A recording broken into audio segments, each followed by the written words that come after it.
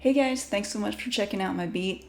It's actually been quite a while since I pulled my guitar out and played it, so it was a lot of fun for me to record this one, and hopefully I'll be doing more stuff like that in the future. And I wanted to do a quick breakdown of this track, so if you're interested in that, stay tuned because I'm going to jump into Ableton in just a second and I'll show you guys a breakdown of how I made it. And if you're new here, my name is K Hart. I do mainly some chill lo-fi beats. I dabble in other genres as well. And I do Ableton Live tutorials, beat making, music production, stuff like that.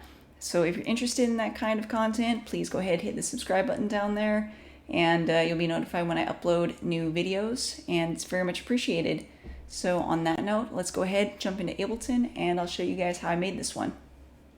So go ahead and start with the main guitar. So these are the chords at the beginning, sound like this. And I had to freeze this one so I can't show you guys the actual effect chain. But basically I double tracked this, so I recorded it twice and then panned one hard right, one hard left. And I think I'm running this one through, I think it's the Native Instruments guitar rig. I think this preset was the Creamy Snowflake. And I just tweaked it a little bit. I added some extra chorus to it, some extra delay as well, some extra reverb to make it super kind of ambient and airy. And for the main guitar down here, I have some RX9, the guitar denoiser, just to remove some of the string squeaks, a compressor, the VC76 from Native Instruments, before it hits the amp and the cab, and I'm just using the stock Ableton, the Blues amp, and the 2x12 cab. And then I've added some more chorus, some delay, and the crystalline reverb by Baby Audio. Really nice to give it that kind of high-end shimmer. And then just some saturation and EQ at the end here. And the bass, just really simple bass. I'm running it through a compressor before it even hits the amp and the cab, just to help control some of the dynamics a little bit.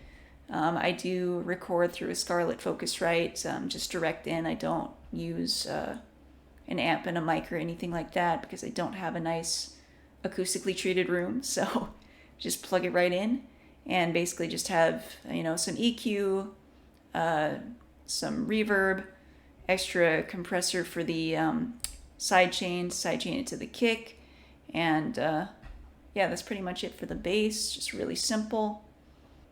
Okay, so for the piano, I actually have it layered, so I have one main piano, which is the Noir Pure by Native Instruments, and that's kind of my go-to for a nice lo-fi piano, and I do like to layer it just to give it a little more body. And this one I layered with the Lo-Fi Feels piano from Arturia's Analog Lab 5. And so separately, it kind of sound like this. So this is Noir by itself, and the Lo-Fi Feels.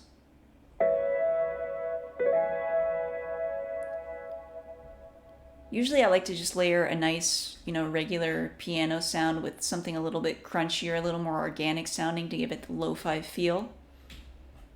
So that's it for my piano. Up here I've added this pad. Really simple. It's just two notes that go back and forth. And this is Beauty Pad from Analog 5. And I've added this auto filter just to give it a little bit of movement. So I'm just using the LFO to kind of modulate this auto filter going back and forth. And then, just regular saturator, EQ, reverb. And then I sidechain pretty much everything to my kick.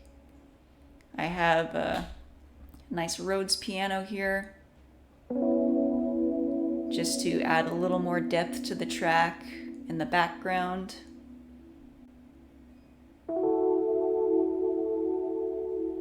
Not a whole lot going there.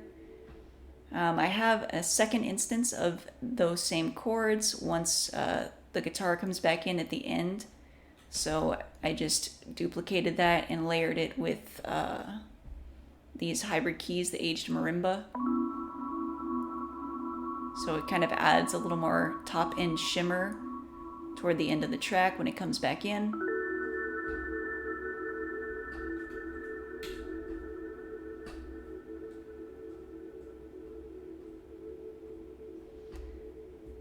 Drums are super simple. I just have a vinylized kick that I'm using. Nothing special on it. So for the snare, I've layered in these two samples. So I have just a regular kind of lo-fi snare, and then I've put just a wood sound on top of it. So here's the snare by itself, and the wood by itself. And then together you kind of get that nice organic lo-fi sound. And then for the hats, I kind of did the same thing. I've layered just a hat by itself. Let's see. There it is. So that's the hat by itself. And I layered it with kind of just the middle section of this shaker, just to kind of give it a little extra crunchiness. I don't know why I like crunchiness when it comes to lo-fi. So that's it for the drums, super simple. And in terms of like effects and added ambience, I have these really nice like bell chimes I found in Analog Lab 5, and they're called the bouncing bells, and I just tweaked some of these a little bit and changed the mod wheel so it's not quite as bouncy, because I really just wanted a little bit of that top end shimmer to come through. It's just really subtle. It's kind of ghostly at the top, which I really like, so that comes in occasionally. And then I have a couple effects that I made. This one is actually, I think it's just like a white noise that I took. And I just re-recorded it to an audio so I could change the pitch. So I pitched it up just a tad and then added some delay to it.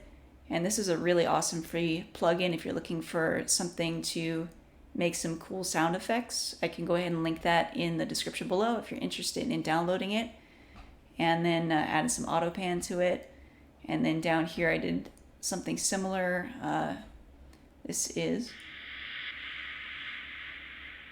again, just like some white noise that I reversed to make it kind of a riser, and added some extra reverb, delay, to make it a little more airy and kind of ambient.